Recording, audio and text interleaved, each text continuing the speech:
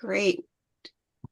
Well, welcome everyone. It is straight up 11 o'clock, and we're happy to see all of you here so far today. I'm Lori Carpenter. I'm a member of the board of directors for ARMA International, and we're really happy that you guys are all here. So we just go through a couple of announcements. Oh, and if you would put where you are coming from, that would be great. Drop it in the chat. So this is the webinar you're here for. Hopefully you're in the right place. It's going to be amazing. And we can just go to the next slide. We'll maybe give them a minute or so to pile in, Lori. Usually we see the numbers kind of increase in the next few. So Okay, we'll I'll, give it another couple minutes and then I'll we'll put go. where I'm from. I'm from Edmonton. We finally got rid of the snow a month ago, and now it's 30 degrees Celsius. I don't know what the US conversion on that is, like 85 probably. Someone will know that better than me.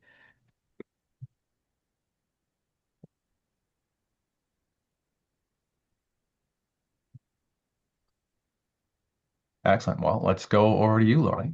All about you. All right. Well, like I said, I'm a member of the board of directors of ARMA International, and we're happy to have you here. So for those of you all who don't know about ARMA, we have a community of over 5,000 people. It's a great network. We do lots of education certifications, member-only webinars. So hoping you can go to the next one. That's totally fine, Jordan. We want to let you know about ARMA InfoCon 2026 and invite you to attend. That's going to be October 25th through 28th in Savannah, Georgia. And we also have upcoming June 23rd, we have a partner webinar from Moray called The Defensibility Gap, How IG Determines Breach and Outcomes. We generally offer monthly webinars, so stay tuned for more info on those. And yes, burning questions. Can I have a copy of the recording? Yes. Can I have a copy of the slides? Yes, those will be sent out to you within the next few days. And on to the next slide. You are generally muted on here, so don't panic. But if you do have questions, we want you to put them in the Q&A function. The chat, we'll be looking at the chat, but we prefer that you put your questions in the Q&A section instead of in the chat, just to make sure that we see them all. But feel free to chat amongst yourselves during the webinar. Yeah, it lets us actually mark off what's been answered as questions and answers as well in the Q&A. And thank you to our sponsor and presenters, Cadence Solution. Oh, I see that Kylie has their hand raised.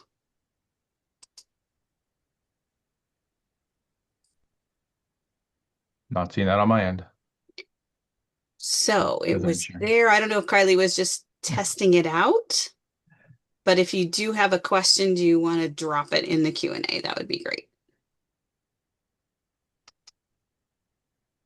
Or if it was just testing it out, the reactions and the raised hands, that would be fine. So Jordan's going to go through the presentation. There'll be some breaks throughout where we will be looking at the Q&A and answering them.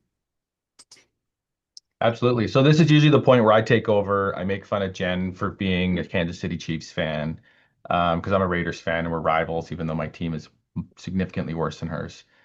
Jen's not here today. I think she kind of bailed out on our conversation, that we usually have here. So I'll do it via recording, and hopefully, Jen, you see this in, a couple days. So I'm Jordan. I'm going to go through the intelligent migration today, cleaning, classifying, and configuring SharePoint all in kind of one motion. So in an hour, we're going to go through a little bit about me and Cadence. I think a lot of you have probably seen me speak. Heather was making fun of me earlier about this is your third one this year, Jordan, so we don't need to tell you what to do. We'll go through basically file share chaos into SharePoint Online and how we get there from the file share. And I kind of chuckle in the industry. There's like all the AI hype, but we still run into file share projects like 5 days a week all the time still. So you can use AI to help you a little bit with there, but most of this presentation is not focused on AI whatsoever. I'm going to show how you can dedupe data really quickly. get that deduplicated data migrated into SharePoint Online all the way from scratch. So creating the library, creating the folder structure, and moving that content in. And then if we got time, I'm going to show off AI classification and something that I think I showed off about 6 months ago here with ARMA, on how you can automatically classify files through AI. So we got a whack of people in here. We got a Chiefs fan in the chat, so this is going great already. So. Bit about me. I'm Jordan. I founded Cadence in 2013. I did it on the backs of not having a very pleasant experience at my local municipality. Couple of tidbits about me. I'm the ARMA Edmonton chapter president. Worked in municipal and a number of other industries, including missile defense and tech, a lot of consulting as well. I'm called a hybrid. I know records management, but I started out in technology, so I've kind of worked my way into this role of being like a technical expert with a records background. I'm certified in Microsoft. The crazy people you see on that slide there are my two kids and my wife. And I was crazy enough with my wife to take them across the US on a trip that encompassed, on that map, at least 13,000 kilometers, which is about 9,000 or so miles. Over 40 days, we just lived in an RV, and went and saw everything we could. And they'd do it again, according to the lie detector. My history, I worked at, this is Strathcona County, my local municipality. We hired in a big logo company. They proceeded to not deliver a bloody thing that we had in the RFP. Motivated by that, I said there's got to be a better way to fill this gap in the industry. That was way back in 2013 when my son was 6 months old. And as you can tell on this picture, he is not 6 months old anymore. He is 13. And I started Cadence, and we've been going strong ever since. We've doubled in size in the last 3 years, and we keep on doing what we're doing. What do we do? So we go through and implement Microsoft projects. So anything around risk, compliance, the modern work stack. So that includes Purview, of course. That includes SharePoint Online, Copilot with training, anything in security in terms of Intune, data loss prevention. We're an open text partner as well, AvePoint partner as well. And of course, we're very tight and connected with ARMA on the training side. We are the certified training provider for anything 365 from ARMA. So look for those classes to come out in the notifications as well. A bit about the services we offer. I'm going to cover the one on the far right essentially today, which is the classification and migration side of things. We do training and consulting services. I won't really drain this slide. Worked with a variety of organizations across North America, do quite a bit more work in the US than in Canada, with some big names there that you can see. The scenario I'm going to go through today is one we get brought into day in and day out as a vendor. And we're going to go through and implement and onboard a department or a business unit into a new system. Now, for the context of today, will be SharePoint. In this instance, we're going to onboard procurement. And right now, procurement has a bunch of files sitting on a file share. They haven't done any cleanup. It's a bit of a mess. You have the contracts, you have the amendments for the contracts, you have the good old V1, V2 final copy naming conventions there that people tend to use as a bit of a lifeboat. And the reality is we're going to have millions of documents, a ton of duplication, a bunch of different media files, and no metadata or classification based on where it is. So the file share just doesn't have that tool set to really help us go through and cleanse anything, to prepare for migration, or even to really do deduplication. Migrating the data as is, we get asked this a lot, like, can I just take the mess and move it in? And it's that old like garbage in, garbage out analogy, right? We're just going to end up with a mess and a new tool. If you're moving to the cloud, that's a tool that costs you storage. So it's not like you're just moving this from file share one or file server one to the next one, and it didn't really cost you a whole bunch. You're going to get dinged by Microsoft if you are over your quota or your allocation that you get. Why a raw migration simply doesn't work. First is duplicates. You're moving in a bunch of stuff. You probably haven't done disposition if it's sitting on the file share. And the other struggle around it is, what am I migrating? What am I actually migrating if I go to my X drive and I start bringing that content into SharePoint Online? Nothing is classified. I don't know what anything is. And that exposes a whole bunch of risk. We're going to end up with data quality issues, outdated versions, so that rot, that's the obsolete side of things, naming inconsistencies, that final V1, V2 gold copy style that users still lean on. I get a lot of questions on Should we institute a naming convention? Like, we really need a naming convention. And most of the time we get asked that, they're coming off a system that doesn't have versioning. So versioning is the healthy hygiene around actually avoiding having a complicated naming convention, less the engineering department. But that really helps with the data quality side of things, but you can't get there if you're basically coming out of a mess. On the migration impact side of things, that bigger volume slows down migrations. It's going to cost you more if you're using a vendor or you're even procuring a tool that's licensed by volume. You're moving and paying for things to be moved that aren't valuable to your organization. So moving everything is just moving the problem again. You're kicking the can down the road. Now, if you're 2 months to retirement and you want to get that project done, hey, go for it, right? It's not going to be your problem in 2 months. But generally, if we want to leave the organization in a healthy state, we want to start looking at cleaning up some of that stuff. When we go ahead and clean up that stuff, we have to go through and discover and analyze what is there. So that includes, if we're using this example in file shares, scanning that file share, identifying those duplicates, and understanding the structure around that. Do we have duplicates that are identical? So meaning at a byte level, this file is identical to that file. They can be named different, but have the identical contents. Are they stored in different locations? Is one a duplicate as a convenience copy over here that may be necessary? Let's say we have a project, and in the project we have the invoice, but also in procurement we have that invoice over here. So we want to make sure that we're not just removing convenience copies because they can be valuable there as well. So I want to discover, analyze, and make sure we get all that information out or understood. Pardon me. Next side of it is deduplicating and cleansing that. So we want to detect duplicate and near duplicate files. We want to validate that golden version, delete those redundant pieces of content and those documents and records safely with a trail. We need that audit trail or that certificate of we've done this, and here's our data to back that up. And I'm going to show that in a few minutes as well. Next one is structuring and migrating. As we move from a mess and we move into the clean side of things in, let's say, SharePoint, we have the opportunity to only bring the good stuff, apply metadata along the way, apply retention along the way, which is a big one. And the easiest analogy that I've painted to executives here, and I really need a slide to visualize this one, is it's like stocking shelves, right? If we're stocking shelves in a store, we're opening a new store, we're going to build all the shelving first. There's going to be shelves everywhere. That's part of our architecture. Then we're going to go and put those barcodes, or now those barcodes that change the price instantly on you, on each shelf, right? That, the wrenches go here, the oil goes there, the air fresheners go here.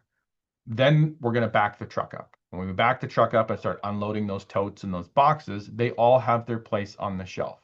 That is our information architecture before we go and move anything out of the truck or out of the file share onto those shelves.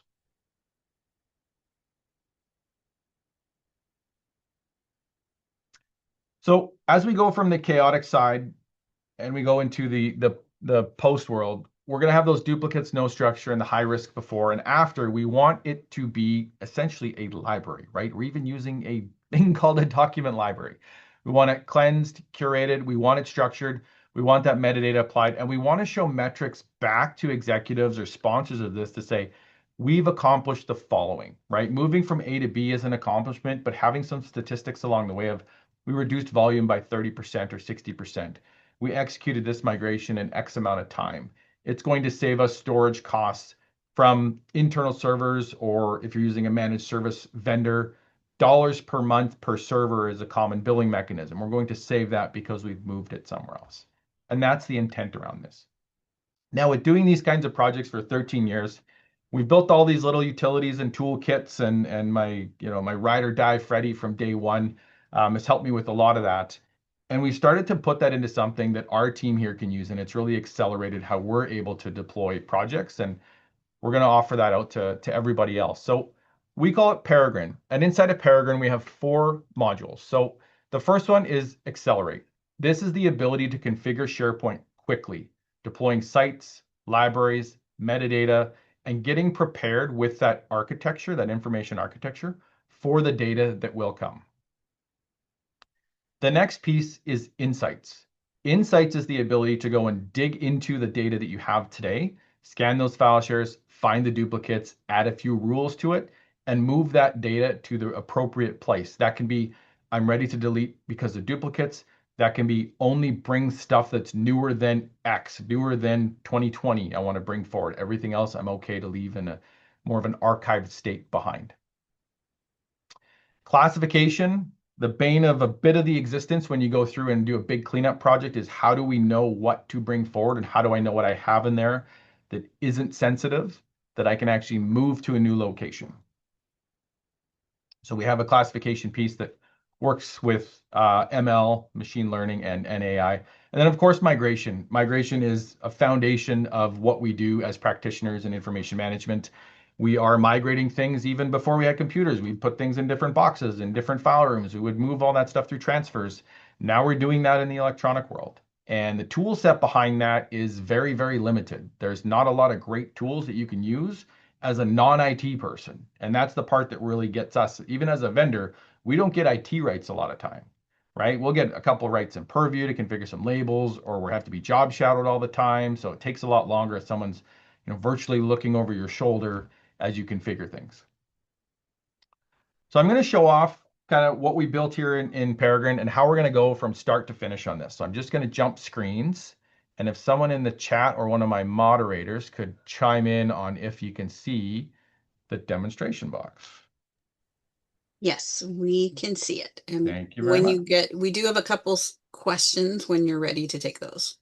Let me just pull the Q&A here quickly. Q&A. I'll move it over here. Versioning seems consistently fail. I'll park that one for later. How is rot identified? I'll go through that here in the demo. So those ones are both up and comers. Excellent. So I'm going to go through and show the insight side of things here. So we have this contracts area. And in the contracts area, we have a bunch of duplicate files. I'm just going to make sure we got them in there. We will reload to prove that this is a duplicate.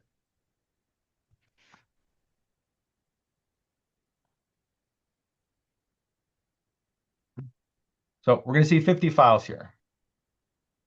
Inside of this location, we have our contracts area. It's simply two folders with the traditional V2, V3, I've created a mess type of duplicate across a number of different locations. We have ARMA folder by vendor. We have Cadence folder also by vendor, where there's a bunch of PDFs and files in here.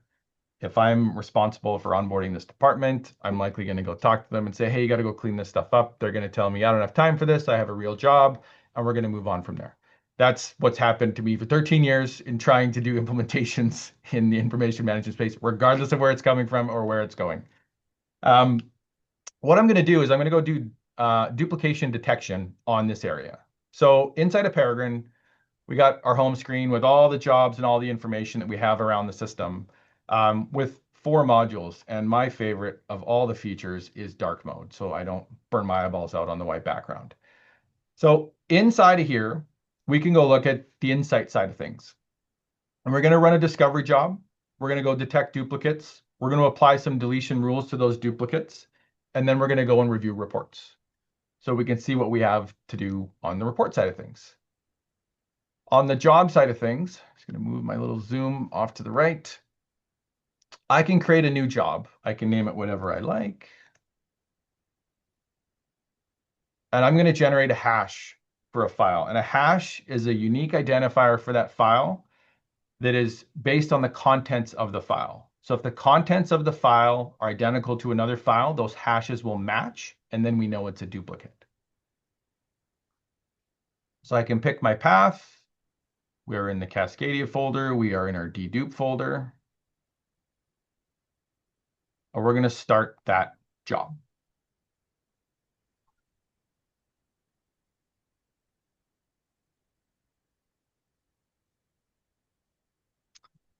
As this starts to run, we have a whole bunch of jobs that we've run. This is our sales demo environment. One of those things that it's like putting your hand in the cookie jar, like you're not supposed to touch this one. If you're here, it's only for a few folks. But you're going to see it start to populate all those files that we had in this contracts area here. And you're going to see it start to build out the hashes for those files. And this is the intent behind I now know that I have duplicates. It's a mathematical equation as opposed to, they could name it V2, but it could be duplicate or it could not be duplicate with the previous one.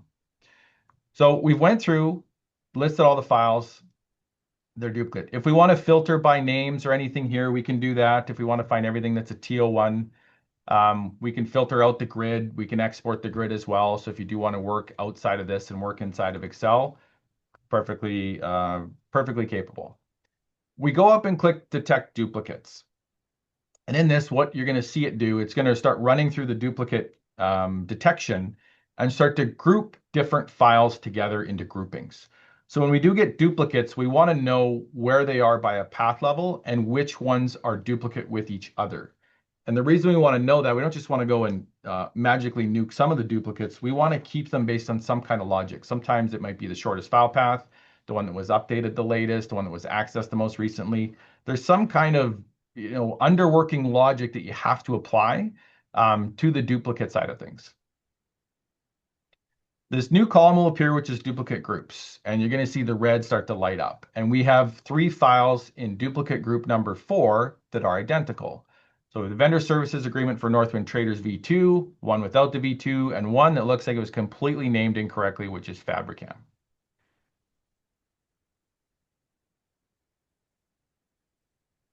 Here are 2 of our duplicates.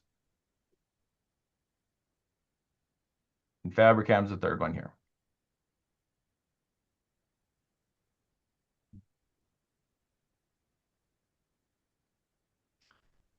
We can go through and perform the delete on the duplicates, the piece that some folks are a little scared of. And we get to go through and add rules. So what we're looking for in this instance is file duplicates. If I do want to use this for a different reason, I want to delete everything older than blank, older than hasn't been modified since. Those are other options that we do have, but for the purposes of this demonstration, we're just going to focus on the duplicates. Underneath the duplicate rules, we can keep the latest modified duplicate. So if one was modified after the other, we're going to keep that one. Red is it's gone, orange is it's going to stay, but it was a duplicate and will no longer be a duplicate. A little bit of protection up top to make sure that we are confirming that we're ready to delete this. And we go ahead and do the deletion. While this is running, I did see a question there. Is using hashes for duplicate files still useful if you're looking for near duplicates? No. If you want to look for near duplicates, we do have that functionality coming. And for the audience here, near duplicate is like file name and file size are the same, and it's in the same location. We want to consider that a duplicate. What that really aids in is performance more than anything to the individual asking that question if you're looking for near duplicates. Looks like another question there. Is there a maximum number of folders and files that can be deduplicated at once? Not that we've seen. We've done over 1 million off of file share. It did take a while to go and do the detection, but we have not hit a max at that point. I'd be curious on like the structure of the project or the source you're going into.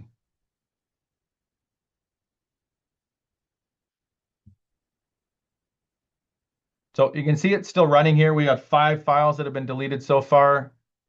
And there's our total at 7, which were the duplicates. So if we go back in here, we used to have 20 files here, including those 2 at the very bottom. Those 2 Word documents are gone. They are duplicates. Now, records managers are going like, uh-oh, I don't like that, right? I need my documentation so I can close the loop on what I've done with content. Of course, there's reports, and they're extractable. So inside of the reporting side of things, we're able to go in, grab my scroll bar.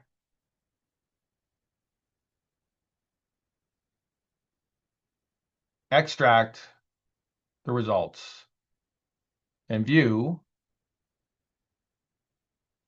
Just do a bit of Excel work quickly.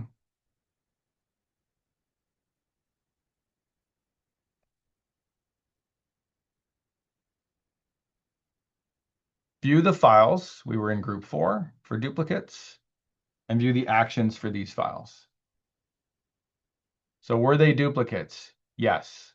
Were they marked for action, meaning delete? 2 were, 1 was not.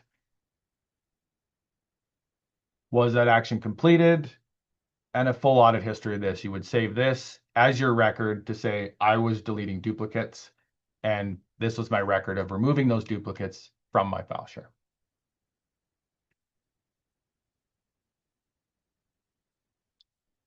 So there's a question. For the last modified filter, can you adjust it to show files that haven't been modified in 3 years? Yes, you can.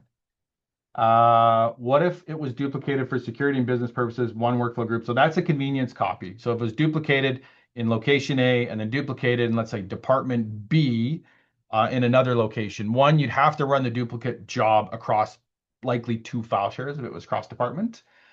If it is for convenience copy, then you do have to dive in one level deeper and say, do you actually use stuff in this area, Sally? If you do, we're going to keep that for you because you've kept convenience copies of records that belong to a different area. Question, do you use file attributes to identify duplicates or by scanning contents? It scans contents. The hash is generated based on the contents of the file. Do I ever get delay or hesitation from your clients to approve deletion of duplicates? Every single time, yes. People are scared of deleting things. That's why we have clients and orgs that just keep everything forever, permanent retention. There is a resistance to the final step in the process. Even after we have a full retention schedule rolled out in a system, the ability to hit that delete button is still sometimes seldomly checked. So that's on the dedupe side of things from the insight side. I think I answered most of the questions there. I'll maybe show off the one that one of the individuals asked here. I don't know if you guys see the names in the Q&A, so I try not to name people as we go.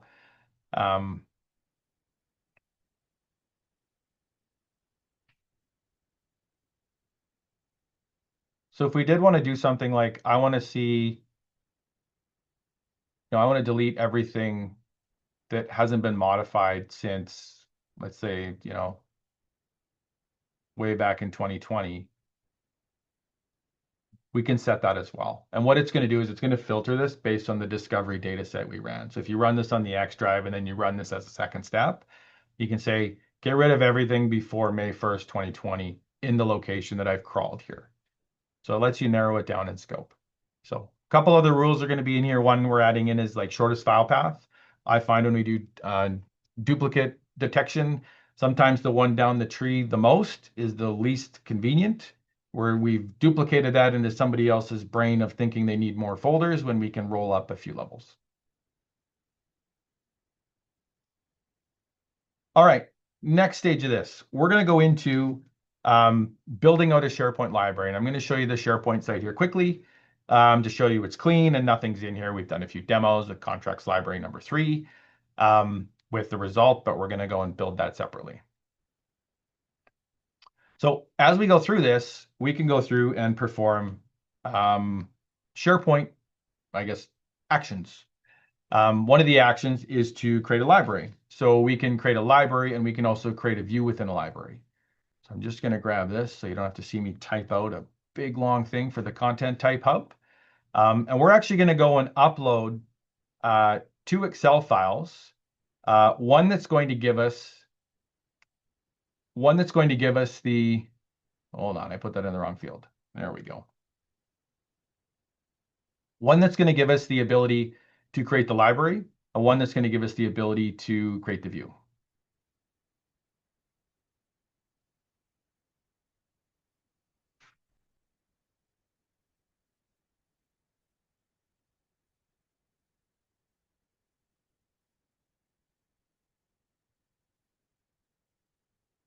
So I'll let this run, then I'll kind of show you the sheet behind the scenes here in terms of what it looks like. So regardless of how many times we've done this, people are still comfortable working in Excel, building out their libraries and such in Excel, and then moving to import that into SharePoint. So as we go here, we're going to see a new library appear.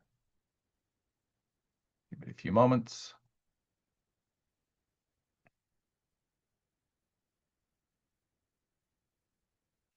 The rule is I can't open the Excel as the system's running or they fight about it. So I got to wait a second for that one.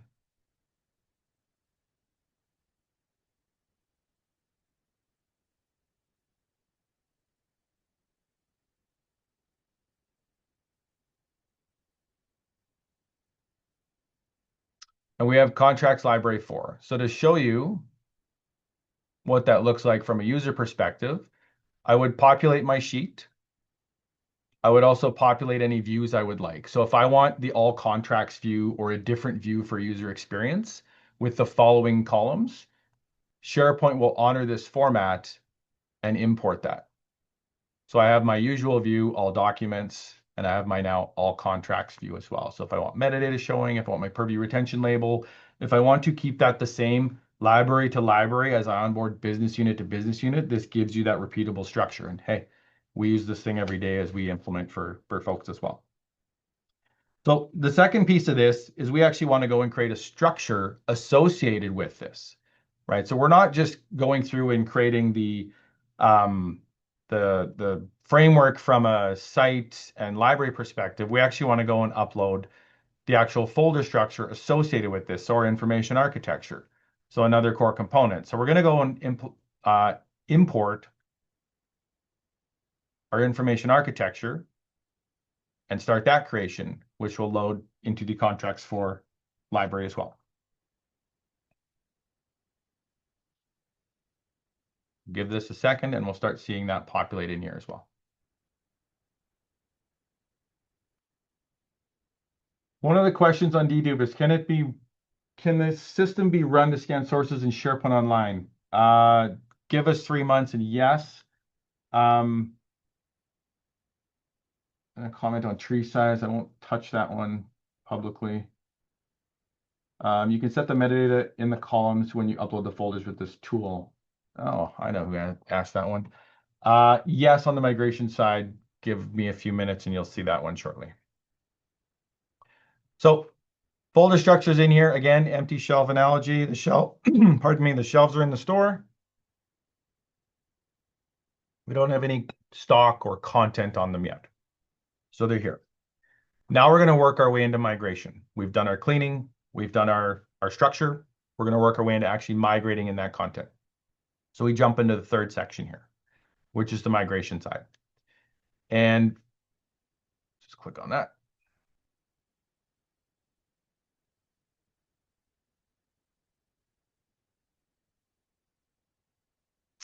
On the migration side of things, we have a bit of a workflow. We have sources, we have destinations, transformations, mappings, that's the metadata side of things, and then the actual execution of it.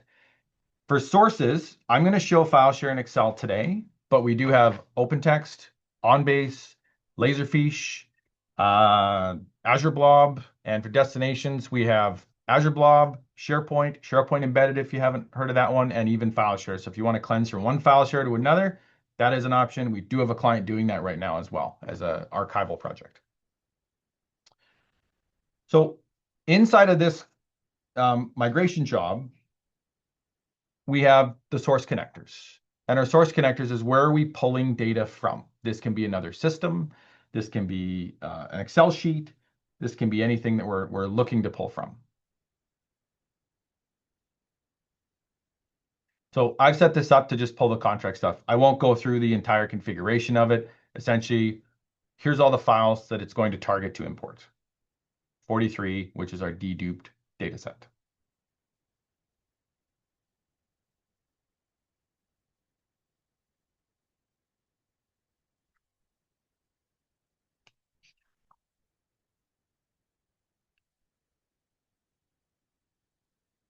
As we go through and pick our destinations, we have our target destination. So which library are we going to target to send this information to?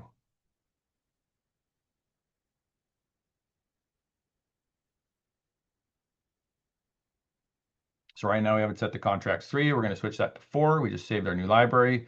We have to validate that connection works. We want to make sure everything's in place before we launch that rocket. And we can save changes, and we've updated our destination for where we're going to do that. Transformations is quite interesting. This is one we really liked, and one that I always found, amazing and terrifying is we'd follow other vendors on migration projects, and all the dates would be the day the migration happened, and that would blow up the whole records retention authenticity. Another one was users. It would be put in there by the user that ran the migration, be put in there by Jordan, and that should not be in there as the modifier or the creator of all this stuff that we're migrating millions of files. What we've actually built out is a rule builder in terms of doing that transformation, but within a system. So you don't have to go into Excel and butcher everything.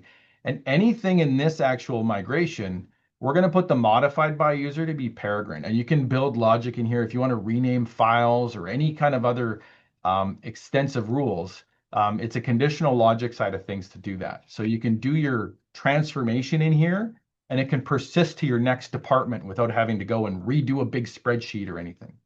So lots of different ways to transform that data as we go through it. Mappings to one of the questions in the Q&A is, can we actually go through and map field, a text field from system one and move that into a SharePoint date field? Yes, you can. And yes, it will validate along the way if you have those. Usually dates are the ones that's the most problems in terms of the formatting coming from one system and going into another. And then we get into the actual job side of things. So how do we actually go through and execute one of these? So going in and executing one of these jobs, we go through and create a new job. You can see a few of the runs that I've done here in the past. We're going to pick our source.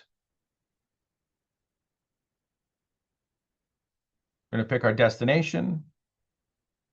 We don't have any mapping on this one, and we're going to put in one of our transform profiles, which is we want to add the modified by user. So we want to update that from who the user is as it goes into SharePoint. We go through and create that job. It gives us a listing of it. And then we have to go and look at the details and essentially run through, let's call it the system checks or the pre-flight checks before we go ahead and do the migration. This piece is what's been critical to even myself in terms of going through and doing projects. And the piece that's critical is running things like pre-screens and validation. So you're going to see me go through a couple different things here. But that's the gist of this is essentially safety and ensuring your migration is going to go as planned. So pre-screen is going to go through, pull the inventory of items, put that as a count, and prepare that for the next step, which is the transformation, if any would apply to that.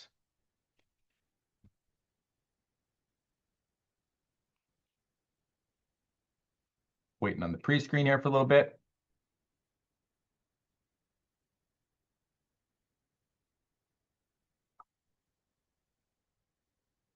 Again, the 43 items that we're moving forward with. Now we get to run our transform. So our transform is us adding this rule through this profile and running that transformation. So this is going to, ran it out of order, start to run that transformation.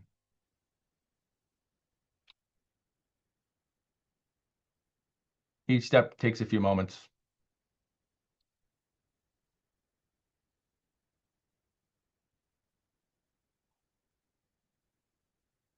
While that one's running, I got a question here. From your experience, how do you tackle implementations when identifying, classifying official records? Do you base it on SMB repositories or based on business units? I think I'd need more on what an official record is in there. One of the pieces that I'm going to run mapping here because we're not doing any mapping. One of the opening workshop things I would usually ask is like, define what a record is in your organization. And that was never a short conversation. It was like, is it anything that aids a decision? Okay, well, what does that mean? Does that now mean Teams chat messages? Does that now mean every single email that goes outside the organization? So having that definition of what is an official record or what is a record in your organization aids to answer that question. So I have to give you the consultant answer of it depends. We're going to run the validation next. Question in from someone else. If you enter something incorrectly, will this be detected? Will it be possible to fix later? I guess it depends where we're entering that in incorrectly. So if it's everything before the step essentially I'm at on the screen where we have not hit the migrate button, yes, you can correct it along the way. So that one is fine. Did you put the authentication in advance? Yes, everything is for authentication. It is paired to your tenant. It is registered as an app with your tenant. Think there's a couple questions around kind of duplications. I don't know if you answered them or not, but basically what if you want two copies of something in there? I think I did answer that one. Did you answer that one? Okay. Yeah, it depends on where the second copy or the perceived duplicate copy is, and it's going to Okay. need to check in with your your business unit answer on that one. Okay, so you probably answered the one below it too, who was more of a comment about that. Tricky to articulate. Okay, got it. I see. I think you're clearing them out as we go, Lori. So thank you for I'm that. trying. It It didn't keeps as moving much. on me over there as I'm going through it. I So know it is. So I'm assuming like one, so there's a couple, the first couple questions I didn't clear out, but have you managed a migration and cleanup from Google to SharePoint? I don't know if you answered that one up. yes, Google's fun. We see, I don't want to say an exodus from Google, but the inability for Google to take the next step and actually govern anything in there. A lot of like educational based organizations in our area, at least here, are on Google and struggling with that specific piece. You have to go out and get third-party records tools, and um, it could be time for migration. It isn't a source of one of our systems yet, but it is coming. While we have been chatting, I hit the migrate button, so we're going to see the migration kind of spin up here and start going in there. Question on how is rot identified? What inputs are needed to signal rot? So first one is the redundant, right? The duplicate at a hash level is the R. The obsolete is up to you. You can do it by file name. We can do it by date. You can say anything older than X is determined as obsolete. And then the trivial or transitory, that one's really loose. There's no real definition on that one. That's the like honey buy milk on the way home email that we don't want to store forever. So we have to find a way to I guess define that and then use the definition of that with some rules to go and purge that content. Um, at a really high level, it's like 0 byte files or small files or temporary Windows files that we just don't want to migrate over. We want to, purge those, get those off of our file share, our source systems before it comes into our destination system. Great. The one on versioning in SharePoint. So I'll cover that. Versioning in SharePoint consistently fails within my organization. Oftentimes it cannot retrieve the data. Is this common? No, that is not common. I don't know how else to answer that one with more info. That one's surprising to see there. Uh, it's anonymous, so I can't reach out, Mr. and Mrs. Anonymous, and we can have the conversation. While we were chit-chatting, the migration did finish. It's wrapping up its final step, and it shows as complete. So if we want to go back to our job screen,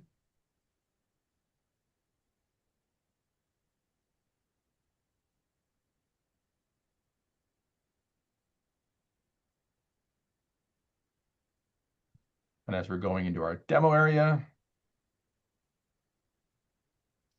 we can start to see we have all that content now in SharePoint. Our modified by user came in from our transform side of things, which we named Peregrine, and we didn't bring in the junk that we had cleansed before. Now, from a reporting perspective, we can see a couple things high level. One, we can see the items that were attempted or tried as P, passed, and migrated as is the P, and then F for failed. So I left one in here that we kind of took a run at breaking this morning, where you can see the orange one here. We had 2 failed files, and you're able to go and retry those files. So to the question earlier, you can go and retry if something doesn't work from that side of things. On the reporting side of things, you're only as good as your reporting, right? In any system, you put in all these inputs, but you have to be able to get the outputs out, or I can't really work with anything. You can go see the report in CSV fashion. And the difference between Peregrine and some of these other tools is what's called an E tag in SharePoint. So here's everything that we've put in terms of migration. They're all completed. We have full history on this, and we can go back to that file share, essentially take this date, use Peregrine to say purge all this content or move this somewhere else now. We're done, we migrated it. What we're looking for in here is what's called an E tag. And if you're not familiar with an E tag, give that one a Google or a Copilot or a ChatGPT. Essentially, that's the fingerprint of a file in the system. So if I put a file in now, and then I go and version that file up, that E tag will change. And a lot of other migration tools, I think almost all of them, don't have that as a function. That is your receipt of what's occurred. They'll give you a path to the file. Well, a path to the file doesn't ensure that your versions were stacked appropriately in the order. If I took them out as V1 to 10 in the other system and I moved them in here, they have to be in the same order, version 1 to 10. If they're in any other order, I need to go check that. So the E tag is your ability to see that version stacking. It's both the path and the version on that file. So that's up to three of the four things in here. We've done the insights on the deduplication. We've done the acceleration in terms of configuring our SharePoint environment that's ready for migration. And we've done our migration into the system. Question, is that a copy when we do a migration? Yes, and it always should be. So it's a copy of that file and then moved in. A trick is to set that file as read-only as you do your migration. So you take a copy of that file, it goes into system successfully, goes into SharePoint, set file on file share to read-only, no one can change it, you're covered. Our source connectors usually are the RDMS. So 50% of the time, I'll say, I'll sit right on the fence on that one. OnBase, OpenText, eDocs, Content Manager on Demand, Laserfiche, M-Files, we see a lot of that.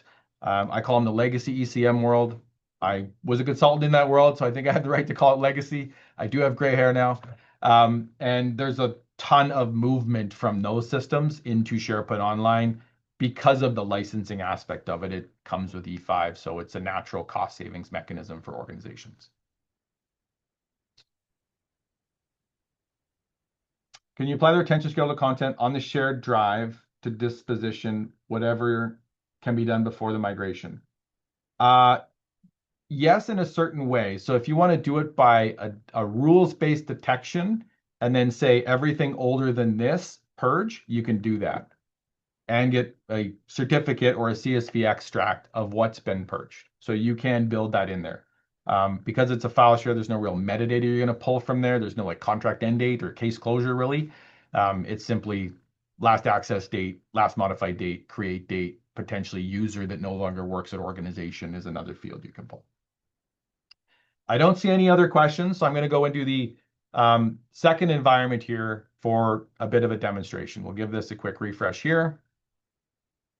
And I'm going to show you something around classification of the documents that are coming in. So the other piece of the actual problem is if I'm going to do a migration project and I have to do a cleanup, I can do my discovery, which is great, but I don't know what I have in order to know where to put it.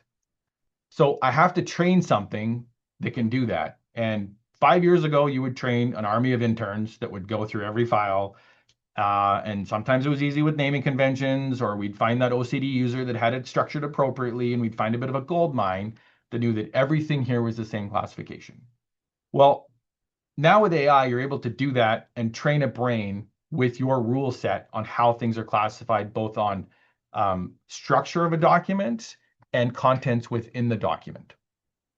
So we discover, we train the brain, and then, of course, we're migrating to a location as well. In here, if we're going to go through and do training on this, we need a data set. So we can actually go and train our own AI model, and this sits local. This is not up in GPT. This is not using tokens. This is not submitting to the AI overlord somewhere else.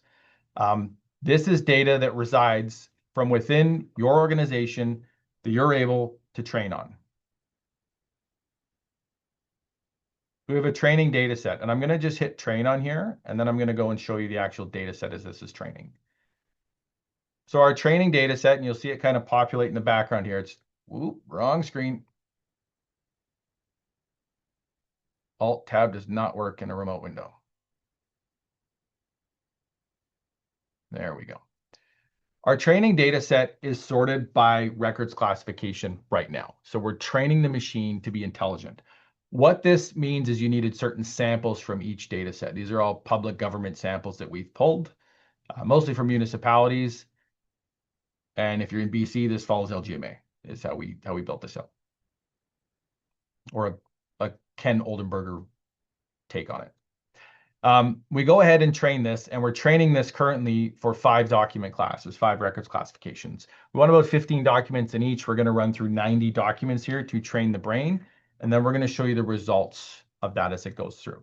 So the training is almost complete. This, again, runs locally. You can put this on a server in your server room. If you're using cloud, of course, you can put it there. And all that's ready to go once the machine is trained.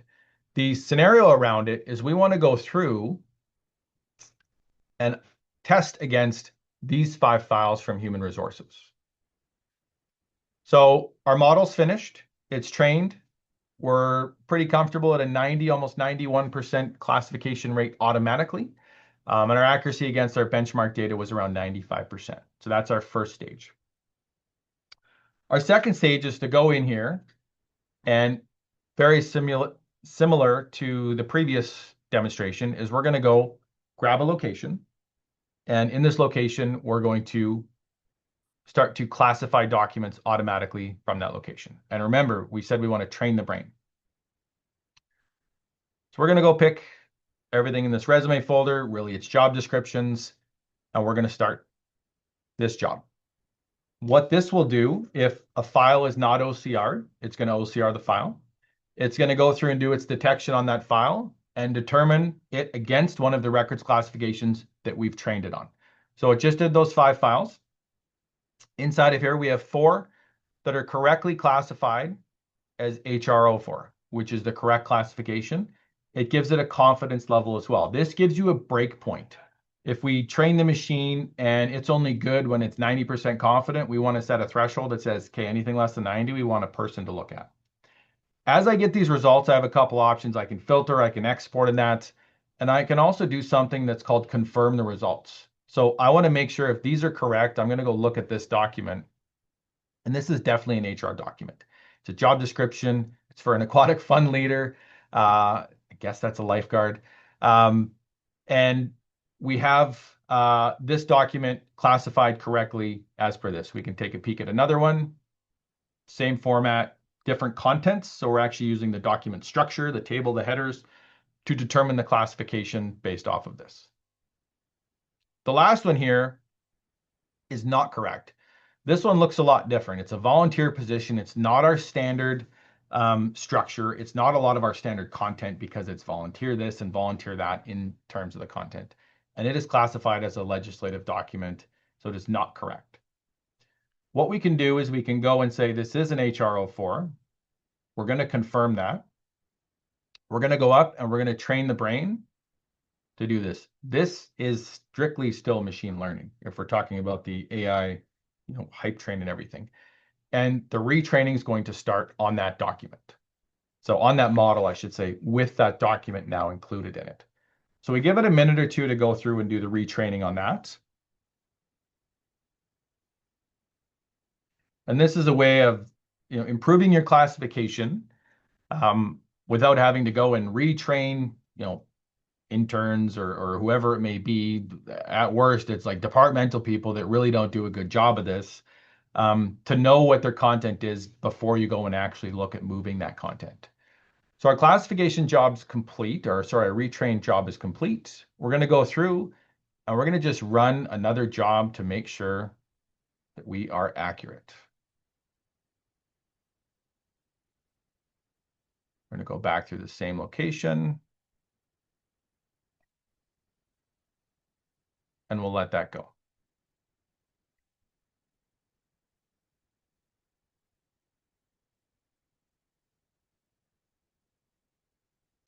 You can see they all came back complete. The one that we had a problem with before is now HR04. We are 100% confident as a system, and we have the ability to extract these results as well. So I know I'm going right up against the clock here. I'm going to go to the Q&A slides and then open it up for Q&A, and I'm fine to stay past 1 o'clock my time, whatever it is, top of the hour for you folks. So in terms of what we did there, we trained the brain, and then we can actually prepare this for migration, and this can parlay into the migration side of Peregrine. So the platform is 4 main components: acceleration of building SharePoint out, insights in terms of what you have in terms of your duplication data, classification using machine learning, and the migration side of things. If you do want to learn more, this will be in the slide deck. You can snap that with your phone there for the QR code to learn more about Peregrine and how we can help you out. I'll flash this one up while we do questions. So there's hands-on Microsoft training coming. That's from us with ARMA in terms of Purview discovery, SharePoint and records management, Teams governance, data loss prevention, and we do have co-pilot governance training as well, which is very, very popular. And if you're in Canada, ARMA is doing an ARMA Canada virtual exchange. There's a registration link for that as well. I'll flash my contact information up here, and then I will turn it over to Lori or anybody else to answer questions. So, looks like there's a question in on when you do a migration. Is there a way to retain the last modified or last access date that was associated with the files on the network? Yes, and that was actually in there. If I've done this so many times, I have such a keen eye for it now. But to prove it, these are all modified as of May 12th. It's currently May 28th. So we actually did that as a part of the demonstration. So it will preserve the modified dates. Question, can you elaborate if there's a sort of certificate of authorized destruction in SharePoint if you apply records retention? That will come from the purview side of it, but yes, there will be I'll say listing. It doesn't look fancy like a certificate, but that is in there. Question on what LLM is the AI based on? We'll say a custom one at this point.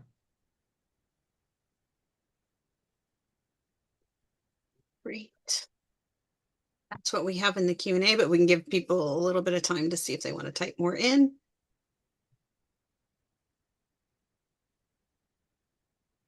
Or if you want to raise your hand, you can do that. Okay, we got another question. What value does classification pre-migration provide, and how does it fit into the migration workflow if records are auto-classified when they land in the IA? So if they land in the IA, they're auto-classified, but you don't know where to put them unless you know what you have. So that's the value that the classification solves. Is if I have a smattering of HR job description records across my file share and I want to consolidate those and move those into one bucket in SharePoint that will be under retention, I have the ability of detecting that with Peregrine Classify to find all my job descriptions and then set a rule to move them to the same location.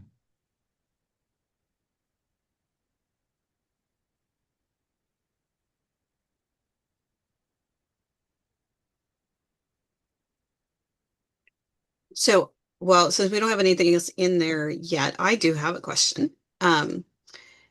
In terms of, you set the modified by user to Peregrine.